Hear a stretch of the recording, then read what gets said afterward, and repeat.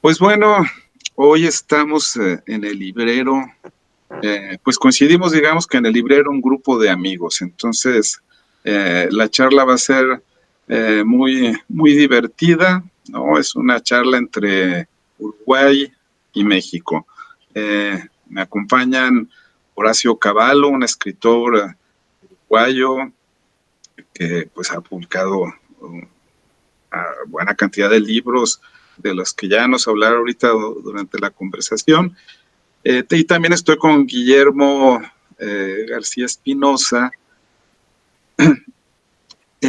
periodista mexicano que vive en Uruguay, y con Leticia Pinedo, otro periodista, pero periodista mexicana también en Uruguay, quienes pues participarán también en esta charla que girará pues alrededor de la literatura uruguaya, o bueno, hasta al menos de la intención. Pero pues no sé quién quiera comenzar, no sé si Guillermo quieres introducir un poco para presentarnos a Horacio o Leticia, en fin, como ustedes gusten. Bueno, pues yo hago una breve introducción, a sabiendas de que va a ser incompleta porque hablar de Horacio, pues sí, ya tiene su trayectoria y además algo que vale la pena destacar desde el principio es que además tiene como su lado oscuro mexicano, porque tiene algunas referencias con México que, bueno, que le han dado ya una, digamos, un toque de distinción en nuestra relación. Pero independientemente de eso, bueno, Horacio Cavallo es de un sector emergente de escritores uruguayos. Eh, es, tiene relatos, poeta, pero además es un tallerista eh, reconocido aquí en Montevideo y es un activo participante también en ferias del libro. Ha estado en la Feria Internacional del Libro de Guadalajara y digamos que a partir de ahí está su primer o uno de sus contactos con México. También ha estado en la Feria Internacional del Libro del Zócalo. Y bueno, yo con este punto podría decir que sería, tal vez valdría la pena añadir que es un conocedor también de la literatura uruguaya contemporánea, que más de una vez lo he visto siendo citado en la prensa local hablando de este tema. Entonces, de aquí dejaría a Leticia, a ver si ella agrega algo. Bueno, no, yo no soy especialista ni nada, solo como amiga, como discípula de Horacio, he asistido a su taller y es un lugar muy donde he aprendido, pero además un lugar a donde asiste gente que siento que en Uruguay hay mucha inquietud y también talento, que hay mucha gente que escribe y bueno, eso se vive en el taller de Horacio y bueno, me siento como muy contenta de que se haya podido realizar esta entrevista y bueno, dejo a Juan José que empiece con lo No, importante. pues En primer lugar, pues muchas gracias Horacio por estar aquí con nosotros, y pues más que nada pues saludarte en primer lugar. Un gusto enorme, gracias a José, a Guillermo, a Leticia por la invitación y por este rato, por esta charla tan linda. Espero poder comentar todo lo que pueda. Sí, soy un conocedor sobre todo de la literatura uruguaya de los últimos años, de mi generación, trato de leerlos a todos y bueno, algo más también conozco de lo anterior. No soy un especialista en literatura uruguaya, pero creo que puedo tener determinadas ramales o visiones como para conversar un rato. bien, pues ¿por qué no comenzamos un poco pues por hablar de tu trayectoria, ¿no? Tú eres un escritor, una persona nacida en los años 70, ¿no? Eh, eh, eh, Me refiero pues para ubicarte en lo que son las generaciones, ¿verdad? Y te has desarrollado básicamente como narrador, pero también como escritor de literatura para niños, de literatura infantil, ¿no? ¿Comenzaste como en la literatura infantil o comenzaste en la literatura para adultos, digamos? No, comencé la literatura en general, no pensando en escribir para niños. Mi primer libro fue un libro de poesía, un poemario que salió publicado en 2006 y que se titula Al revés asombrado de la ocarina. Ese es el primer libro que publico y un año después sale la primera novela, que es una novela que gana el Premio Municipal de Narrativa, se titula Oso de Trapo, y entonces ese año sale esa novela. Al año siguiente, con unos fondos estatales, sale otra novela que era anterior a esa, que se titula Fabril, una novela que hoy en día a mí no me convence demasiado por la prosa, por cómo está escrita, han pasado muchos años, sí me sigue pareciendo interesante el tema, y también es cierto que se corre un poco del resto de mi obra, como hablábamos fuera de micrófono sobre Cenizas, el cuento que está en la UNAM. Esos dos son dos, bueno, uno de alguna manera va buscando, ¿no? Va buscando una voz, va buscando una manera de decir, y eso no siempre lo va pensando, sino que es algo que se va dando un poco de manera inconsciente. Así que yo fui construyendo una obra, novela tras novela, o libro de cuentos, y bueno, algunos de esos ladrillitos quedan un poco más corridos. En ese caso, Fabril es esa novela con la que me pasa eso. Yo la subiría, por ejemplo, liberaría los derechos, porque los derechos son míos hace años, pero claro, me parece que es lo menos representativo de lo que escribo, entonces me da como cierta cosa liberar algo que no es tan representativo de lo que vino después. Después vino un libro de cuentos, El silencio de los pájaros, que fue Premio Nacional de Literatura también en su momento. Invención tardía es otra novela. Y poemarios también tengo 3 o 4, en realidad son 3, tengo uno con un compañero que ahora está viviendo en Europa, y que fue escrito, un libro de sonetos que fue escrito entre los dos. Tengo también un libro de sonetos que son 60 sonetos que dialogan con un libro de Pedro Mairal, el escritor argentino, y Jorge González, está ilustrado, y hicimos un diálogo con ese libro. Y bueno, los últimos años, ya en 2012 creo que fue el primero de los libros, empecé a publicar literatura pensada para niños, un poco porque mi hijo era chico, y empecé a inventarle historias. Es un lugar común, yo lo sé, porque todos los autores de literatura para niños dicen, no, le empecé a contar a mis hijos o a mis sobrinos, y entonces después, pero bueno, se da naturalmente. Y además, como uno ya de por sí escribe, a la hora de inventar esas historias, le da también como esa cuestión de decir, bueno, ¿por qué no? Y me he sentido más cómodo. Lo que me ha pasado en los últimos años es que me he sentido más cómodo en la literatura para niños, porque he sentido que hay como un ida y vuelta más grande que con la literatura en general, por lo menos me pasa a mí. Cuando voy a las escuelas, recorro escuelas o colegios, lo que ellos hacen, los niños son muy frontales y son de devolverte ese momento que viven, y además he tenido suerte con editoriales de Argentina y de México que no tuve con la literatura en general. Entonces, bueno, también uno a esas cosas se agarra. En México publiqué en Edelvives hace 2 años El pequeño vecino del señor Trecho, ahora este año saldría con Edelvives también otro libro que se llama Un cuento en el viento. En Argentina publiqué 2 libros con 2 editoriales, y ahora iba a salir uno en una editorial rosarina también, todos para niños, ¿no? Entonces, bueno, eso hace también que... Y con la literatura de adultos, soy sincero, en definitiva estamos teniendo una charla donde lo que me ha pasado, y que siento que pasa mucho, lo hemos hablado con algunos colegas, es que uno trabaja, escribe, trata de escribir lo mejor que puede, está 1 año escribiendo una novela, la publica, salen algunas cosas en la prensa, aparece algún desconocido que le escribe a uno y le dice, qué bueno, me gustó el libro, y tal, y no hay más nada.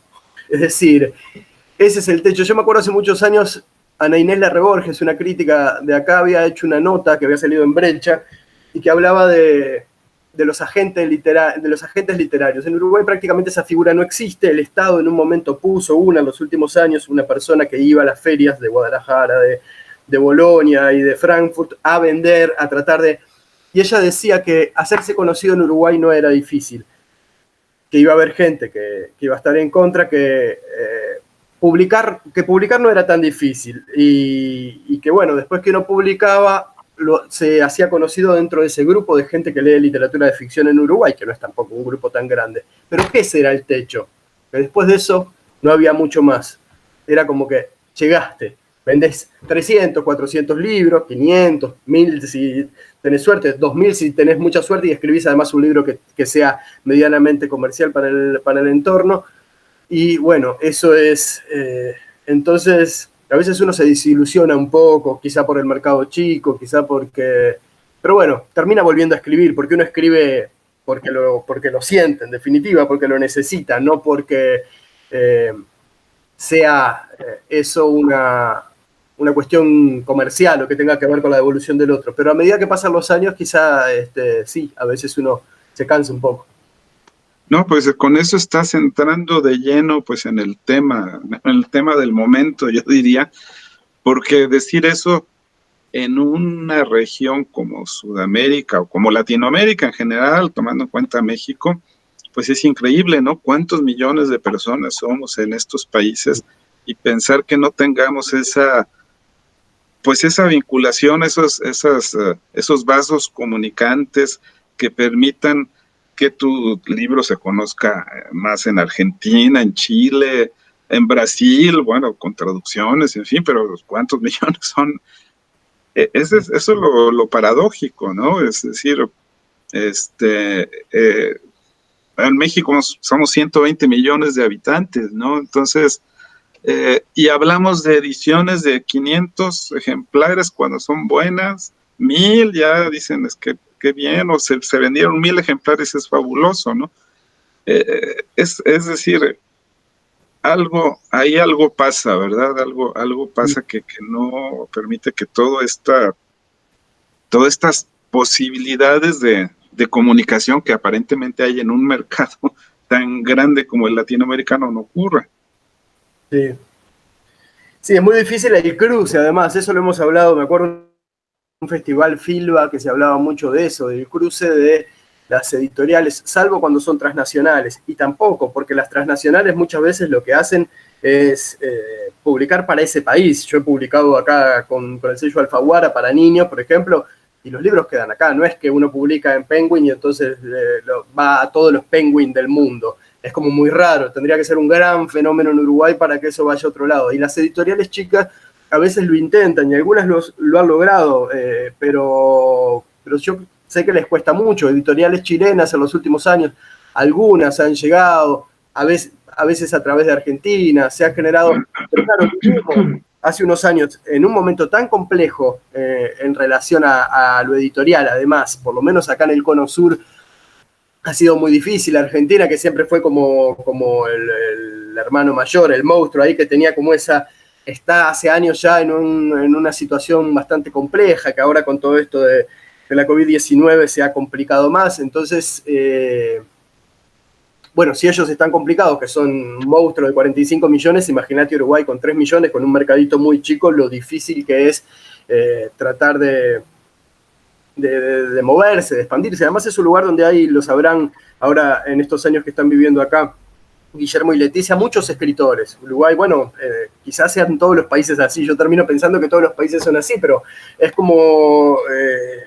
no sé si todos son buenos, y con el perdón, que sin querer, ni yo mismo, ¿no? Pero quiero decir que hay mucha gente que escribe, y bueno, eso también hace que en un mercadito chiquito sea muy, muy difícil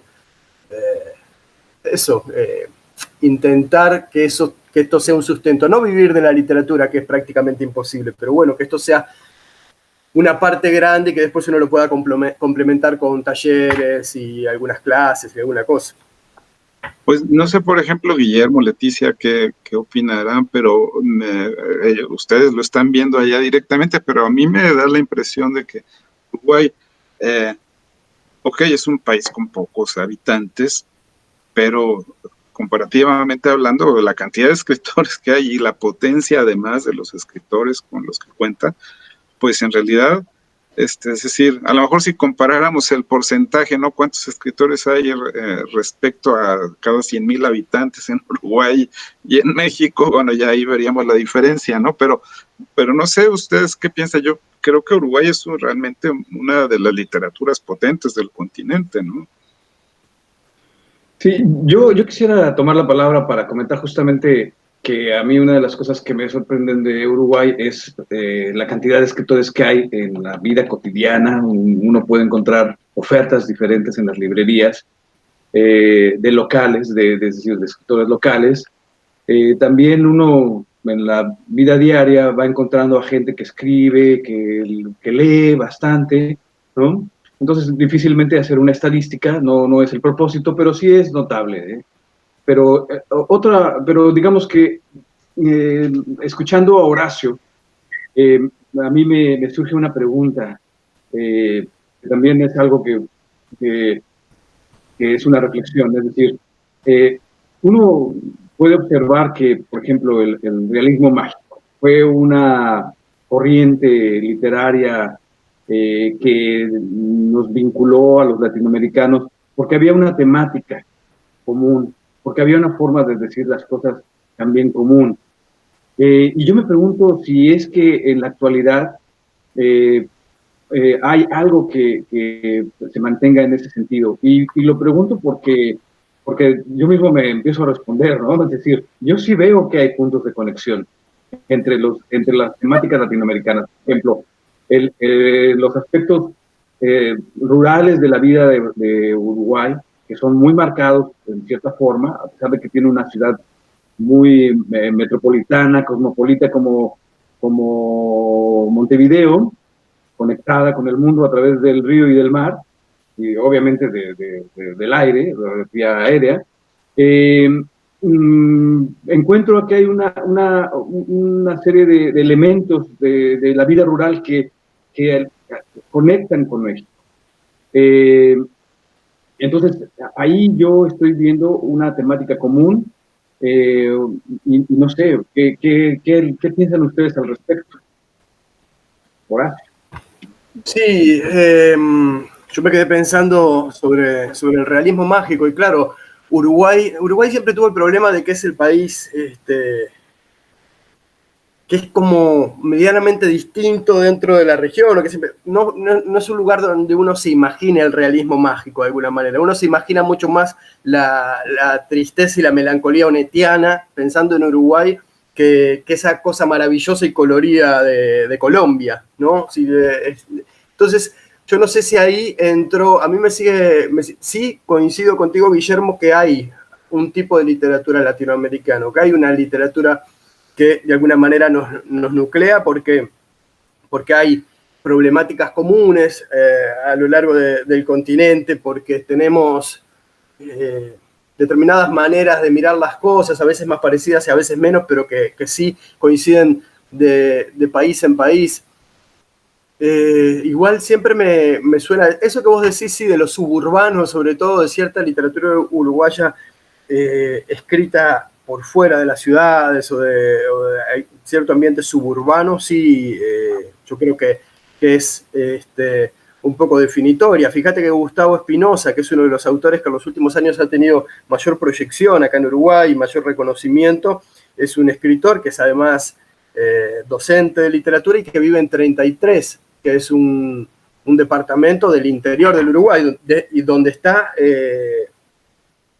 ambientada su obra, ¿verdad? O sea, no es que él vive ahí, pero lo ambienta en la capital, en Montevideo, sino que, y bueno, eso se da, yo creo que se da y ha sido bastante característico. De hecho, dentro de mi generación hay un gran porcentaje de escritores que no son montevideanos, que son escritores que algunos viven en Montevideo hoy en día, pero que no son escritores nacidos en la capital, sino que han venido de departamentos cercanos, en muchos casos San José, comenzando Leonardo Cabrero, Pedro Peña, de Martín Bentancor, que vive en Canelones, o en Maldonado también González Bertolino, Valentín Trujillo, por citar algunos, pero por pensarlos que son varios. Bueno, Leonardo de León también en Minas, que es en La Valleja, otro departamento, como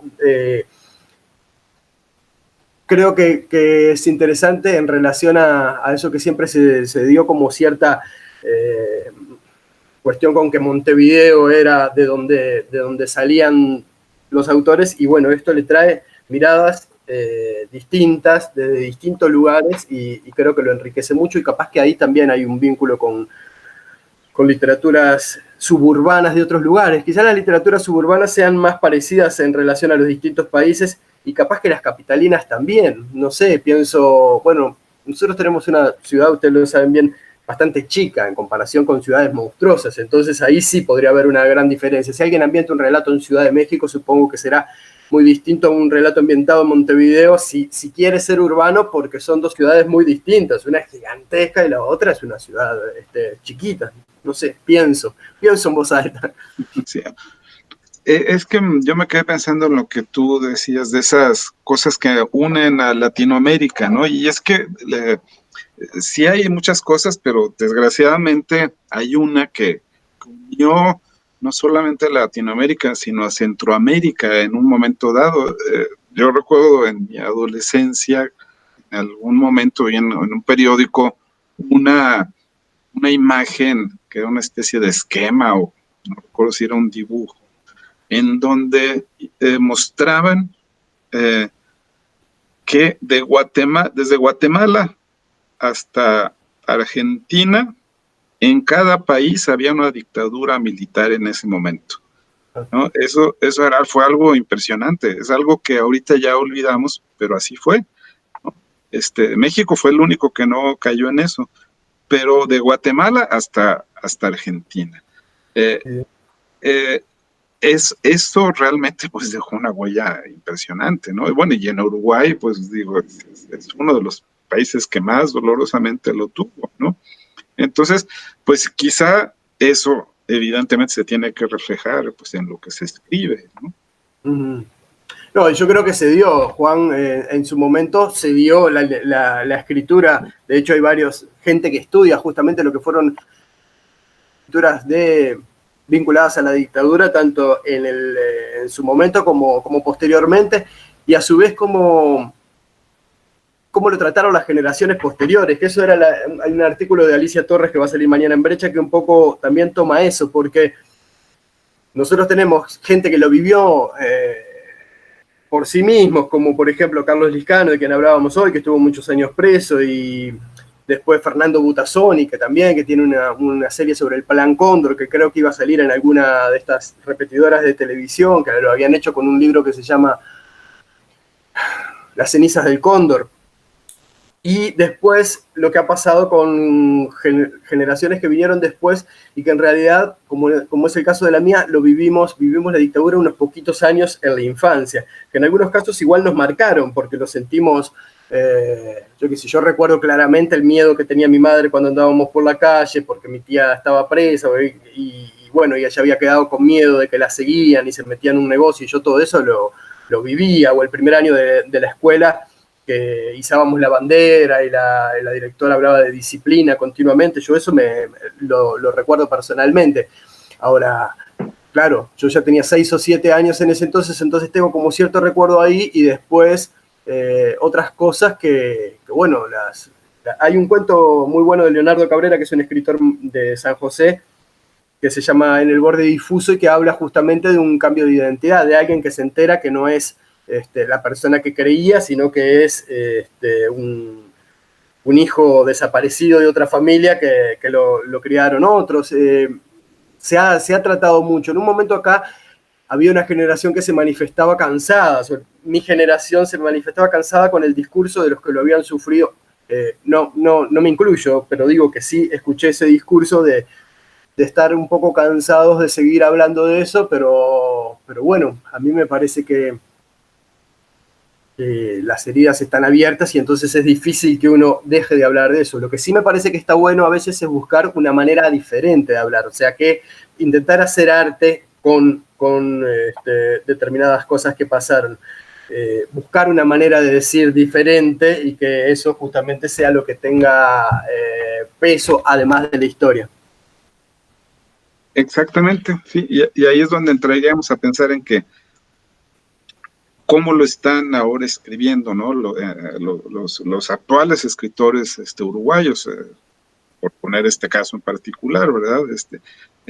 Cómo asumieron ese pasado y ahora cómo lo están expresando, ¿no? Porque por lo que yo veo, pues la actividad es muy intensa en Uruguay, quizá como tú dices, en todos los países hay siempre muchos escritores y hay una gran actividad, pero Cecilia Barreto, una amiga común que tenemos, pues ella en otro programa del librero nos hizo un panorama pues de las ferias de libro que se hacen en Uruguay, estas ferias nocturnas que parece que son muy, muy animadas, ¿no?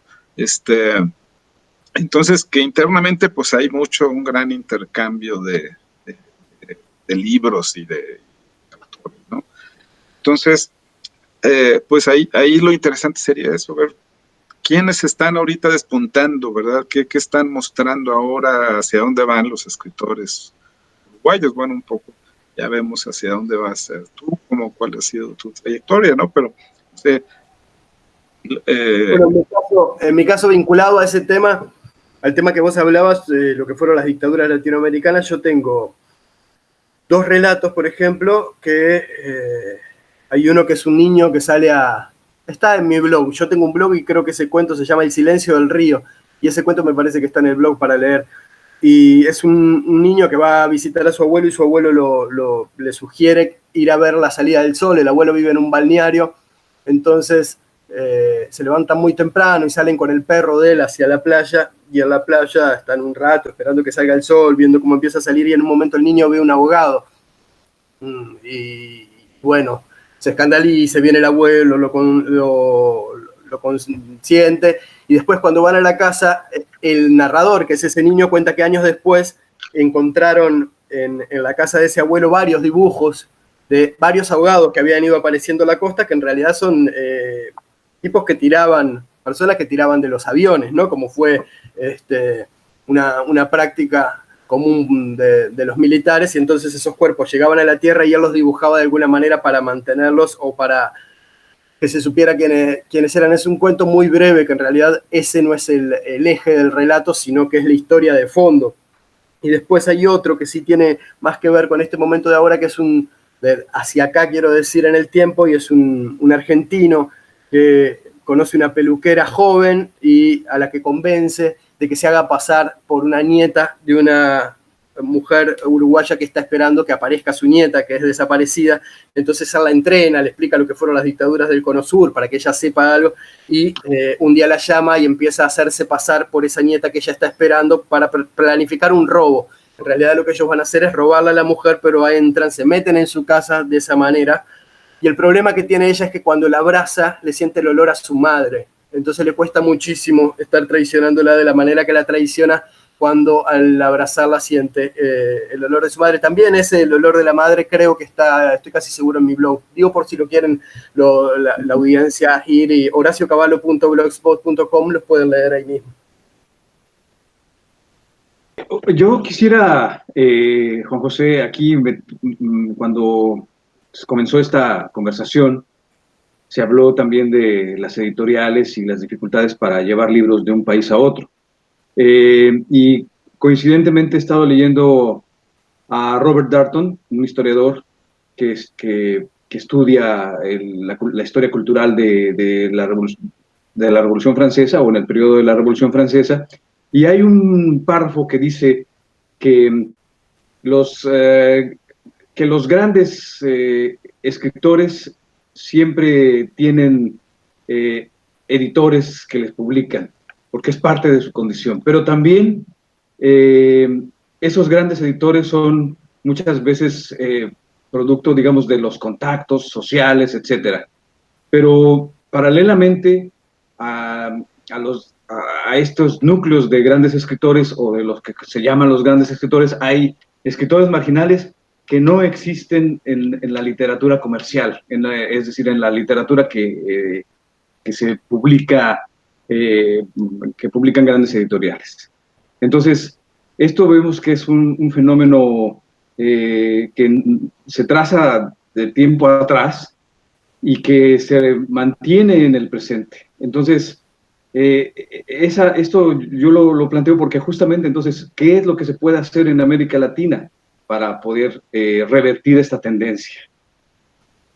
Me haces pensar, Guillermo, perdón, que bueno, que una de las características que ha tenido el Uruguay en los últimos años es el surgimiento de un montón de editoriales independientes, editoriales muy chicas, pero que se han dedicado a publicar, en muchos casos, literatura que no va por el lado del canon, sino por algunas literaturas más marginales.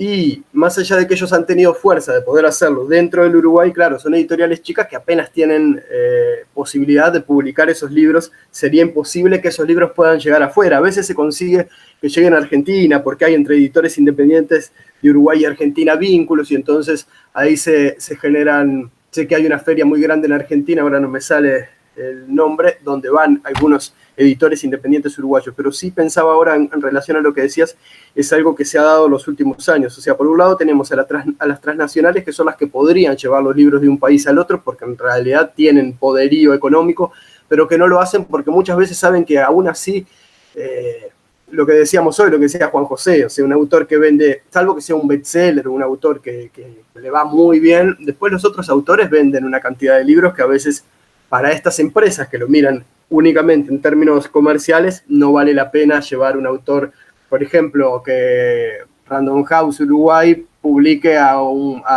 otros autores de otros lados. Hay algunos libros que han llegado, sí, María Fernanda Ampuero, creo que se llama, ahora me viene, pero de algunos mexicanos que sí han salido publicados acá, pero son algunos, en algunos casos que se la juegan. Hay algunos chilenos que ha publicado también la misma editorial acá, pero es como poco, no se la juegan a hacer una cosa muy, muy general porque no hay tampoco mercado como para, siento yo, pero ellos sí tendrían la posibilidad de hacerlo. Y después las editoriales más chicas no tienen posibilidades de llegar a lugares más lejanos. Bueno, algo de lo que no hemos hablado que sí podría venir a cuento y que transforma en ese sentido de eso, que hay como todo un apego por un lado y un desapego.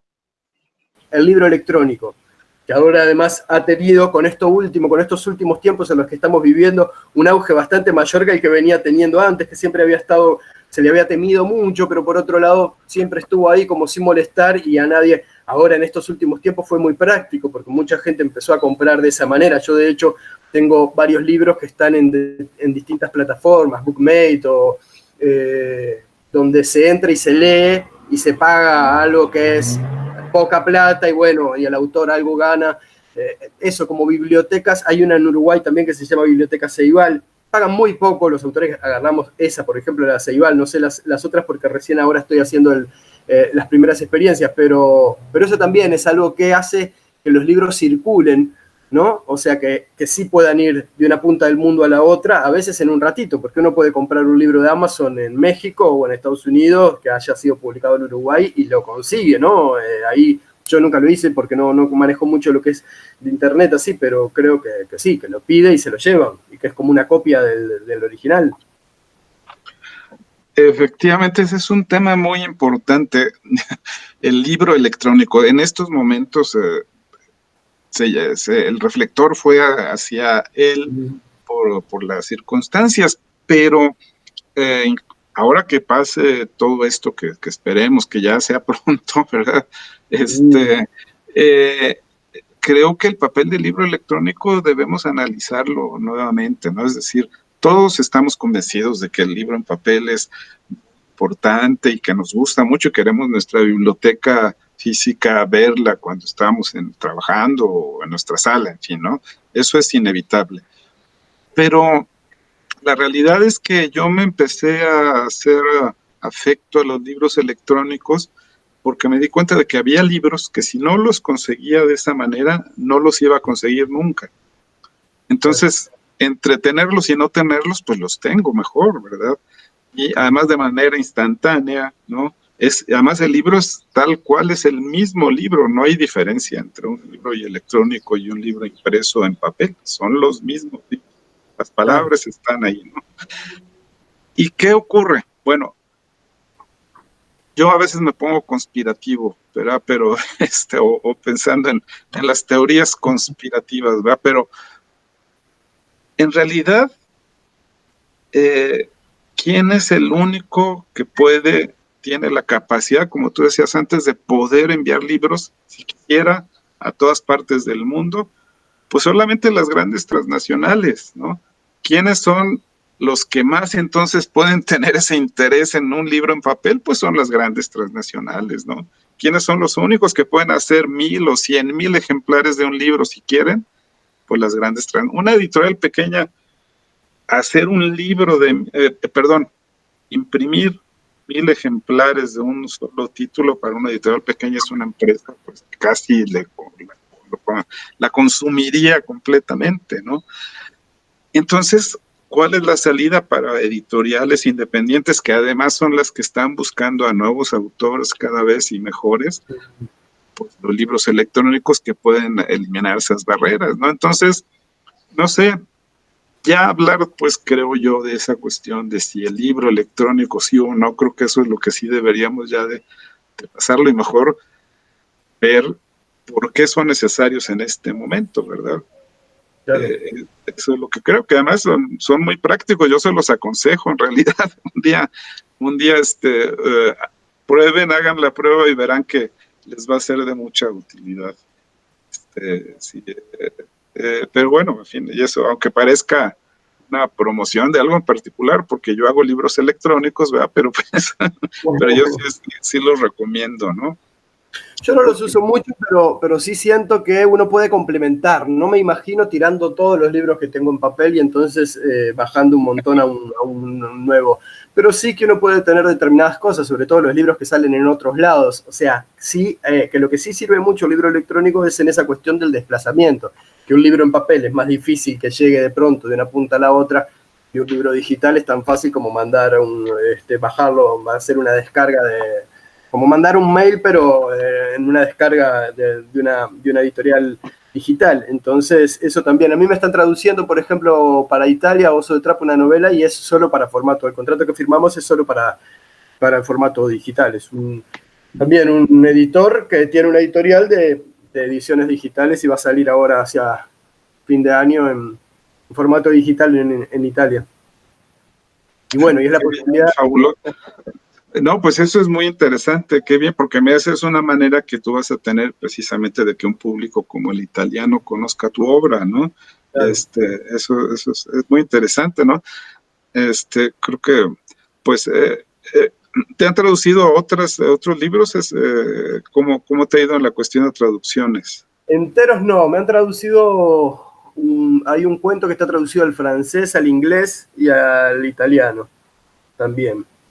Después tengo traducidos algunos poemas al inglés y algunos al portugués. Pero obra completa, así un trabajo entero, no, solo sería esta novela que la están trabajando. Pero después fueron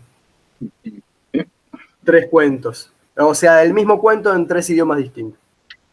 Y Oso de Trapo, cuando lo leí, no sé por qué, se me vino a la mente luego una imagen de un escritor francés que se llama Jules Renard. El título, no sé por qué de inmediato como que me lo vinculé a él, me llevó a él, así esa imagen, de que Jules Renard, que tenía un personaje que se llamaba Pelos de Zanahoria, ¿no? De un niño pelirrojo, y que cuenta la vida de un niño, de ese niño, ¿no? De ese niño, y tiene frases así que de inmediato me refirieron a Oso de Trapo. No lo conozco, he escuchado hablar de él, pero no lo conozco, lo voy a buscar, me interesa. Sí. Pues sí, bueno, pues... Sí. Horacio, ¿cómo ha sido tu experiencia con las editoriales independientes aquí en Uruguay? ¿Qué visión tienes tú de este sector acá localmente? Bueno, me voy a pelear con un montón de gente. No, en general es bueno, es muy difícil cobrarle a las editoriales independientes. Es verdad, voy a ser, en ese sentido voy a ser justo. Una editorial transnacional, una editorial grande, tiene 2 momentos en el año en el que uno pasa y te va a dar la plata y te dice se vendió esto, te muestran que se vendió y está clarísimo todo. En ese sentido ellos pueden hacer eso. Las editoriales independientes es un poquito más difícil, no todas, pero algunas sí. Es un problema que también los contratos muchas veces son de palabra, porque como nos conocemos todos y todos estamos acá, y después terminan siendo peor, porque un contrato de palabra no termina nunca, es como que, claro, vos decís, si yo te publico el libro, no haces ningún contrato, pero después pasan 8, 9 años, 10, y entonces ¿cuándo termina ese contrato? No termina nunca porque somos compinches. Entonces, en ese sentido son más profesionales, lógicamente las editoriales grandes. Dentro de Uruguay igual hay de todo tipo, las independientes, hay editoriales independientes en Uruguay que se llaman así, sin embargo tienen 50, 60 años, como son Fin de Siglo y Banda Oriental. En ese sentido también trabajan mucho más como editoriales profesionales, por lo menos lo que yo conozco en Banda Oriental, que es con la que he trabajado, además de otras independientes, también tiene 2 momentos en el año en el que liquidan derechos. Ahí firmamos contratos siempre, incluso hay como cierta, qué sé yo, para mí es interesante. Está el problema ese que decíamos hoy, que bueno, hay ciertas irregularidades que a veces por ser editoriales más chicas son más naturales, pero yo creo que le han hecho muy bien a la literatura uruguaya. De hecho, si no fuera por las editoriales independientes, en los últimos 20 años, las editoriales transnacionales han publicado muy pocos autores uruguayos. O sea, tienen una línea ahí para no desaparecer, para tener algunos autores, pero publicaron muchísimo más muchas de las editoriales independientes, un Estuario, sobre todo Criatura también, a un ritmo más lento, pero, y bueno, Fin de Siglo, Banda Oriental, pero yo creo que han hecho cosas muy importantes acá. Decía lo de La Plata porque, bueno, eso pasa después, que sí, al no tener un poder adquisitivo como una gran empresa, es como bastante más difícil, pero además eso depende también de cada editor y de cada editorial. No podemos hablar que las editoriales independientes son de tal manera porque cada una es de manera distinta también, cada una tiene un editor y una línea diferente. Pero yo creo que le han hecho muy bien a Uruguay y que han reverdecido los últimos años, que publican, además, son editoriales que publican en muchos casos, más que nada autores uruguayos, publican también algunos autores de afuera en algunos casos, pero más que nada, que es la diferencia de las editoriales, de las transnacionales, que traen muchísimo de afuera, no ficción necesariamente, libros, lo que sé, o de autoayuda, o de bestsellers de otros lados, libros sobre cómo hacerse rico en 15 pasos y cosas así, y algunos libritos de ficción, algo de ficción, poca cosa. En el caso de la literatura infantil a veces es distinto, porque las transnacionales invierten más en la literatura infantil, porque es también un poco más redituable, se ve. Entonces ahí sí hay una diferencia. Es distinta a la literatura de ficción en general que la literatura para niños, donde hay un mercado un poco más grande y entonces hay una inversión más grande. De hecho, las editoriales independientes uruguayas de los últimos años no, en general, publican ficción de adultos, no publican mucha literatura infantil. Algunas sí, pero no es lo que hagan foco.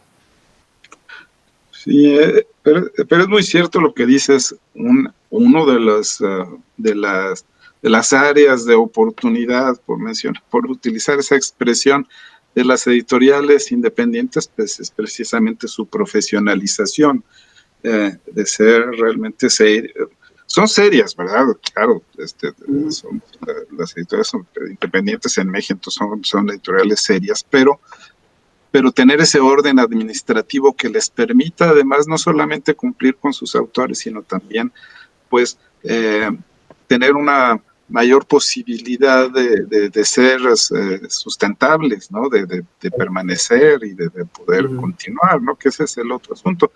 Se hace un poco lo que decías hace poco, ¿no? Escribes el libro, se publica, se presenta 1 o 2 ocasiones, y hasta ahí llegó el asunto. Entonces, ¿qué es lo que ocurre? Que las editoriales y también los propios autores deben de decir, bueno, no, ahí no termina la actividad, ¿no? Ya puse el libro, ok, ya lo coloqué en algunas librerías y ya lo pongo a disposición. Pues sigue darlo a conocer, propiciar que se hable de él, propiciar que existan órganos de de difusión que inciten a la lectura, ¿no? Los suplementos literarios, al menos en México, pues han ido en decadencia, ¿no? Cosa que debería de irse ahora al contrario, ¿no? Porque son herramientas para que se conozcan y que puedan, en fin. Entonces, Sí, eso es lo que, esa es parte, pues, ¿no? Estoy una parte, pues sí, esa seriedad con los autores. ese es todo un tema, Juan, también el tema de la prensa y de la prensa cultural, que también ha ido desapareciendo en los últimos años. Acá en Uruguay, imagínate que tenemos 5 o 6 diarios, no sé cuánto es la cantidad total de diarios que tenemos, pero son muy poquitos y todos le han ido sacando, le han ido recortando la parte de cultura, salvo algún semanario que tiene como una intención, o bueno, un diario también que tiene como cierta intención de darle a la cultura una importancia. En la mayoría de los diarios es entretenimientos, y entonces tanto puede ver uno un comentario de una serie como un comentario de la televisión o de alguien de la farándula, peor todavía, o sea, algo que no aporta nada y no lo que en otros años se daba, que era como una actitud mucho más crítica, había crítica de cine, crítica de literatura, yo qué sé, eso se ha ido perdiendo bastante. Hay algunos medios que todavía lo sostienen, por suerte, pero para lo que era, para lo que me contaron que era hace 40, 50 años, es muy poco lo que queda, ¿sí? Pues estamos en la recta final, Guillermo, Leticia, no sé si quisieran, ¿cómo les gusta ir cerrando? Bueno, yo solo quería preguntarle a Horacio, ahora que hemos estado en este periodo de confinamiento, ¿si crees que esta forma de vivir ha cambiado tu forma de crear o te has puesto más creativo o al contrario? Y también creo que sobre esto que hablan de las editoriales y todo eso y del libro electrónico, que este momento sí es un momento muy grande para repensar todo eso, porque aunque sé que el libro físico es algo que románticamente pues todos queremos, creo que también las redes y la comunicación vía internet da la oportunidad también de crear de una manera diferente y de comunicarnos de una manera diferente. Y bueno, es un poco, les quería preguntar a los dos, pero sobre todo a ti, Horacio, ¿tú cómo sientes este momento en estos dos sentidos? Bueno, mira, te cuento, Leti, que no lo pensé. Por un lado me acuerdo de un artículo de hace poco de Mariana Enríquez, donde comentaba que le habían preguntado, y estás escribiendo, ahora que está pasando esto, estarás como diciendo de fiesta, ¿no? Con todo esto terrible que está pasando, ya que escribe cosas como de terror. Y ella contaba que claro, que es muy difícil, uno es un humano, no es una máquina. Entonces dice, qué bueno ahora que está. A mí me vienen las palabras de Horacio Quiroga en el Decálogo del Perfecto Cuentista, cuando él recomienda escribir cuando el influjo de la emoción haya pasado, ¿no? Escribir dentro del barco que se está hundiendo no es lo mismo que naufragar y después, con el tiempo, poder contar lo que fue eso.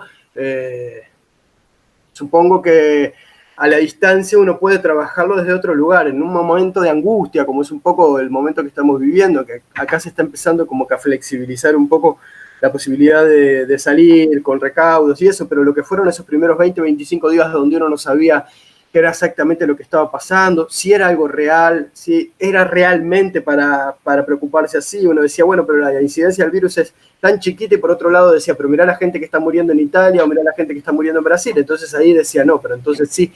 Toda esa incertidumbre es muy... no sirve, a mí por lo menos no me sirve para escribir. Yo necesito cierta tranquilidad. Entonces no pude. Incluso me pidieron una letra de una canción para presentar un proyecto, y ahí sí, pero cuando recién me lo pidieron, les dije que podía intentar escribir una letra de una canción, pero buscando hacer algo artístico, que no podía hacer una canción que dijera, me tengo que lavar las manos, tengo que hacer como una cuestión tan didáctica que trascendiera lo artístico. Y tuve suerte porque eso fue un grupo guatemalteco venezolano que está radicado en Uruguay, tiene una editorial infantil que se llama Manuense, y me pidieron eso, y bueno, y salió una canción que incluso se puede ver online, Monada se llama, Y bueno, esa fue la letra que yo escribí y al final le pusieron una letra y eso sí tiene que ver con la situación en la que estamos, pero bueno, cuenta de una mona, es para niños, de una mona, un virus sin corona y sin castillo que se engancha con una mona y bueno, la mona empieza a tener que vivir en lo alto de su casa, allá arriba, extraña a su familia, de alguna manera lo mismo que un poco los niños iban viendo que estaba pasando, pero en clave de como algo un poco más, eso sí lo pude hacer, pero en términos más de literatura desde otro lugar, desde un lugar de... No, he pensado, por ejemplo, distintas posibilidades. A veces lo que abren este tipo de cosas sí son distintas posibilidades. Nosotros todos nos quejamos de lo terrible que fue tener que estar viviendo tanto tiempo adentro de las casas. Yo pensaba qué terrible sería un virus que nos obligara a vivir afuera de las casas. Que por alguna razón que se justificara, uno no pudiera estar en la casa y tuviera que vivir en la calle y que toda la gente tuviera que estar... Eso sí sería terrible, me parece. Vivir adentro de la casa de uno no es tan terrible y menos para algunas personas. A mí lo que sí me cambió, y en ese sentido también en esos casos, fue la cuestión económica y nos va a seguir cambiando. Ahí sí hay un problema porque si uno no tiene, se ve afectado en sus ingresos, bueno, sí, ya es distinto. Estar adentro de mi casa, como sé de gente que de pronto seguía cobrando su sueldo, bueno, qué sé yo, es lo que uno siempre quiso. Yo a veces piensa quedarse en su casa mirando de series, leyendo, tomando algo, cocinando, y sí, es el paraíso. En realidad, con dinero es el paraíso. El problema era que, claro, eso iba a alterar también la parte de los ingresos. Entonces, por ahora no. Quizá, y ha sido un momento sí, como que de cierta angustia, de cierto agobio, de ciertos miedos, de andar en el ómnibus y tocar la baranda donde la gente se agarra y decir, ay, me tengo que poner alcohol y todas esas cosas que uno no sabe, sobre todo eso también. Si tiene el riesgo de agarrarlo, si lo agarra, ¿qué le va a pasar? Si se va a morir, si no se va a morir, si va a estar una semana solo y aislado y no va a poder...